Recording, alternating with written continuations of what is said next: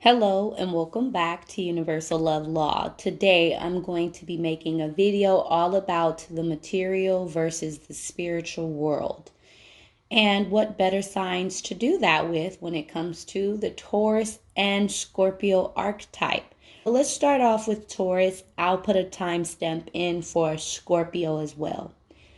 First and foremost, Taurus is a fixed earth sign. So it is very fixated on what it wants. And in this case, the key phrase for Taurus is I have. So as we look at the Taurus energy, I really want you guys to take your time to maybe think about some people you may have known in the past that are Taurus or have a lot of Taurus prominence in their chart, or even if they have the Taurus second house, as I do. So when we're talking about the Taurus energy, we have to understand and break down the misconceptions that we have learned throughout time from astrologers that are more modern, that are kind of taking out the importance of the spiritual aspect that Taurus has. As astrologers, we have to really express the true energy and purpose for the Taurus energy and where the elevation goes and rises to when it comes to the Taurus energy. The highest form of enlightenment is the archetype of Taurus. So when we're talking about Taurus, ultimately we have a sitting bull, the calm, cool, collective, laid back one, the one who may be very proactive and move around a lot for gains that deal with materialistic things.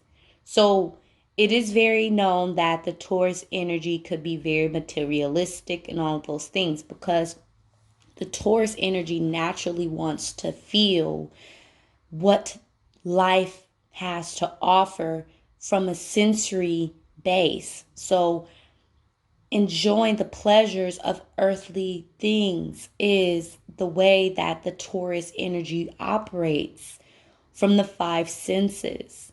And so this can be extremely materialistic and superficial, and it can also be extremely spiritual. So how does the Taurus evolve into the more spiritual aspect of itself?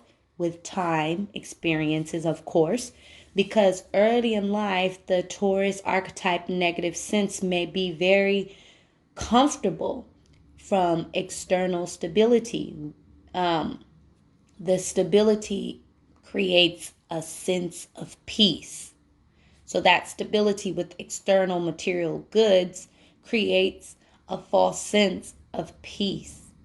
So ultimately, the Taurus archetype has to learn through, having these material, comfortable feelings of security and enjoying physical, worldly things. They have to learn that depending on material pleasures can make a person superficial and can lust. It causes them to lust or crave for things to fulfill its own happiness. So we replace things with happiness. And the only reason why the Taurus energy archetype gets such a bad name for being so possessive over its things and material goods is when they depend on these things to make them happy. So that's what the Taurus energy, the Taurus archetype must learn. So when I say Taurus energy, Taurus archetype, I'm talking about the Taurus energy as a whole, not people individually. I may throw in what people do when they're showcasing the positive and negative traits of the Taurus energy, but ultimately I'm talking about it as a whole, as an archetype. So needing material things, creating love, that is all false. That is all a misconception that a Taurus energy archetype person may learn throughout life. Life will teach the Taurus person to find love in other ways, which I will actually get to momentarily. But the needing for material things comes from a feeling of lack. There's a subconscious feeling of lack. So being possessive with friends, being possessive with family members, being possessive with the things that they have and the things that they buy.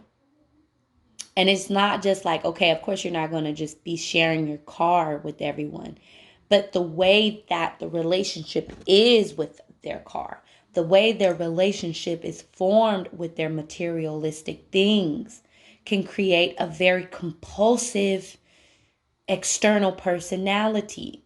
Someone who is extremely possessive and extremely controlling of their things. And it begins to show through the personality. It begins to show because the negative side of the Taurus energy, they can show this resistance, this irritability, this irritable nature, this cut off nature, where they begin to not share, or they do things in secrecy and privacy because they don't want to share their things. And this is all very Taurusan, because remember, the key phrase for the Taurus energy is I have.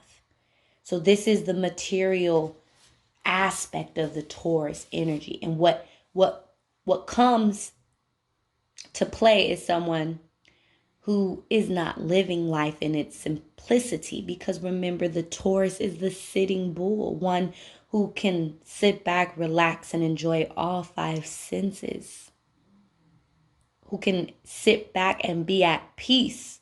So the key word for the Taurus archetype is peace, just like with the Scorpio archetype.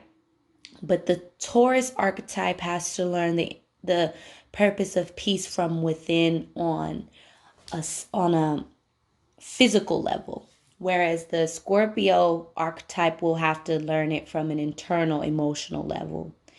So when we're talking about the Taurus energy, these people must learn to have inner peace and connect with the worldly things in moderation.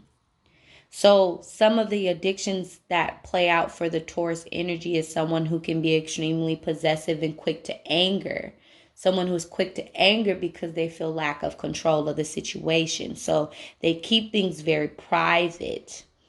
They can be gluttonous on things and food, and they can overindulge in spending money, being addicted to making money and having money, drinking, overindulging in the internet and movies and all of these things, even on a physical level when it comes to sexuality, overindulging in the physical.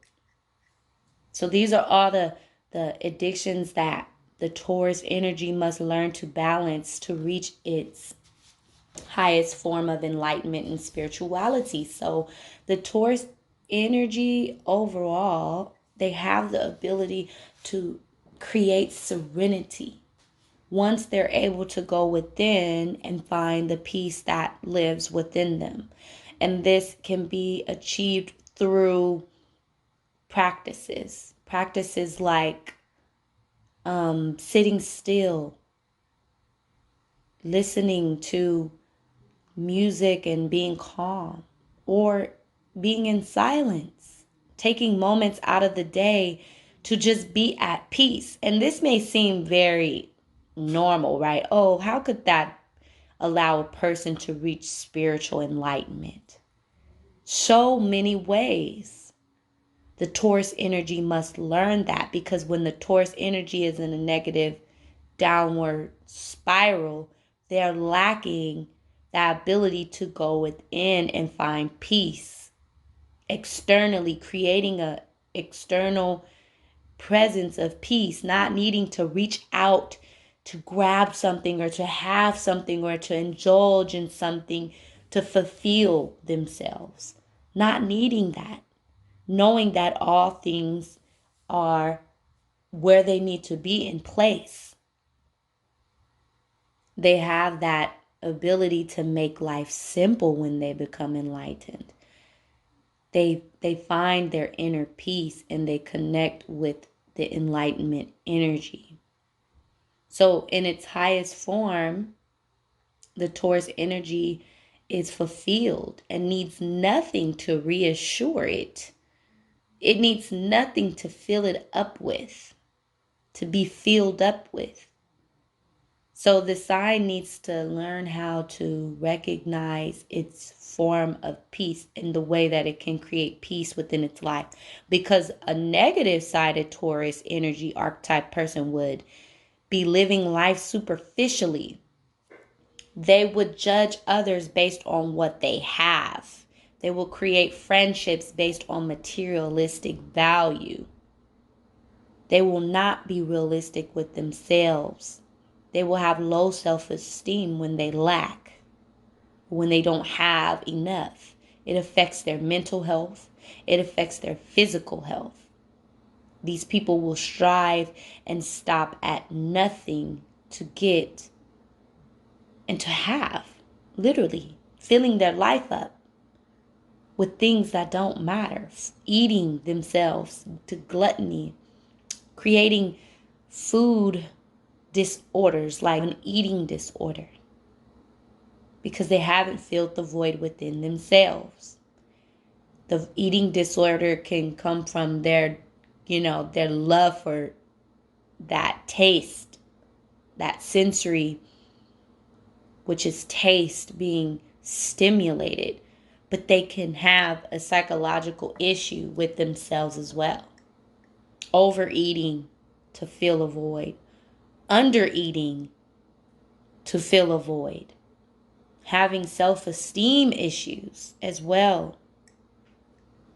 Creating these negative addictions and negative traits that will keep the Taurus energy unstable.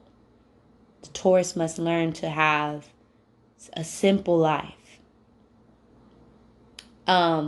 And that's how they create their inner peace. They must detach from the worldly things in order to remember that everything you need is within you in this moment of time, in the presence. People that have a lot of Taurus energy must learn to live in the now, enjoying the wind breeze across their face, enjoying the smell of natural herbs, essential oils, being in the moment and having things that remind them to stay present. Because these people, once they are in a positive light, are the most gracious, humble people who can do literally no wrong. They have no bad intention. Their vibration is high. They can manifest all that they want when they do things in moderation, as long as they are making their life simple, being in the moment and staying grateful with gratitude. When you're in the presence, you have gratitude. The negative Taurus traits, they are not in the presence. They're always living in the future, meaning what next? What else can they get to fulfill themselves? What else can they get? Where can they go to be seen as someone who has a lot? Where can they compete with others? That's a more negative trait of the Taurus energy. So remembering to be present, remembering to be in the now will make life so much simple, will create an inner peace, and will make a person spiritually connected to the material things that they possess. It's not just about having, hoarding, and using to fulfill that void within. It's not about that anymore. It's not about having these superficial desires just to say I have, or just to feel big, when internally they can feel extremely small until they get the next best thing. So this is how the Taurus energy can transcend. Now I'm going to go into the polar opposite of Scorpio. So Taurus energy archetype people you guys that have the more Taurus energy, you guys can listen to the Scorpio version as well, because remember there's a polar opposite in between the two. But towards the end of the video, I will basically review how both share an axis for a purpose, meaning they're opposites for a purpose. But I'll get into that. Now I'm going to move into the Scorpio archetype. So when we're talking about the Scorpio archetype, where there's a imbalance within the Scorpio energy, it's more on a spiritual level than it is material when it comes to the Taurus energy. But when it comes to Scorpio, it's more spiritual and emotional. So throughout life, the Scorpio energy is fixed water. So it deals with fixation on how it feels, emotions. So the key phrase for the Scorpio energy is I desire. So the negative traits of the Scorpio archetype that can lead them into a transformation and rebirth deals with feeling like they do not have control. When the Scorpio energy early in life is experiencing feelings of not being loved or not being appreciated or not being cared for or not being able to share relationships based on truth and honesty, it creates this burning anger within the Scorpio energy. The stability and peace that they receive is from going within inner mastery and learning how to use their emotion as a resource, using those inner feelings and experiences as a resource. Because the Scorpio energy, they're able to withstand. They're very strong, like the Taurus energy. They're very strong. They can endure a lot. Usually the Scorpio archetype attracts to people and to experiences that are catharsis, meaning it's hard for them to really let go of something that is causing them pain. So, or they need to be in experiences or relationships that require them to release some form of pain, thereby providing, some feeling of peace. So they have these really strong emotions that may overtake them. They're very much so overtaken by emotion. So through the adolescent time, right, through the early teens and puberty, that's when the intense emotions begin to erupt, right? So the negative energy that is happening internally, it creates them to either go outside of themselves to control others for emotional security, or on a positive level, they tap into this internal power to become whole and complete. They tap into the emotion and they sit with it. They feel the negativity and they transform it. They have to feel the experience of a rebirth through the death of their ego. So they may put their foot in their mouth. They may go crazy, literally. They may lose it. So through this experience, they have to learn to have self-control over their emotions. So they have to learn how to face those fears, because the negative archetype of a Scorpio creates a person who has fears of obsession and fixations and compulsions, and they can't not help it. It's a very strong energy within. Acts of transformation and regeneration will heal their inner emotions. So what does that mean? What does that look like? Acts of betrayal. Them feeling like they have lost the ones that they love, or someone turned their back on the Scorpio. It creates them to become manipulated or manipulate others. When they see a person that is not a true friend, or when their partner does things in secrecy, or when they have people do things sneakily, They begin to manipulate the situation for power, to control the situation. These are all external acts that the Scorpio energy must learn to evolve from. They can create treacherous acts based on needing their revenge. They can set things up in place calculated because they can be extremely driven to have power and control. And this happens when the Scorpio archetype energy is focusing on something outside of themselves, when they're not healing that dark-sided energy within.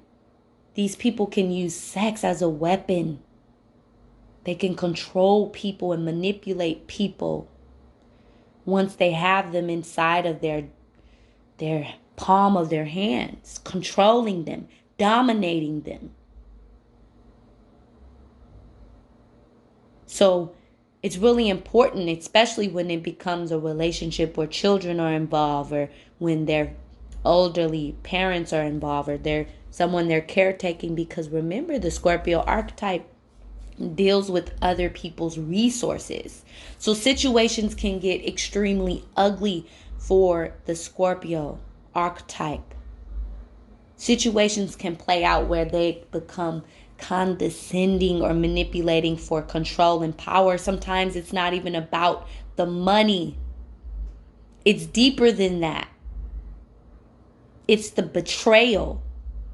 It's the feeling of being won over. It's the feeling of being destroyed that they fear by their opponent. So what they do in counteracting that is they act in a vengeful way.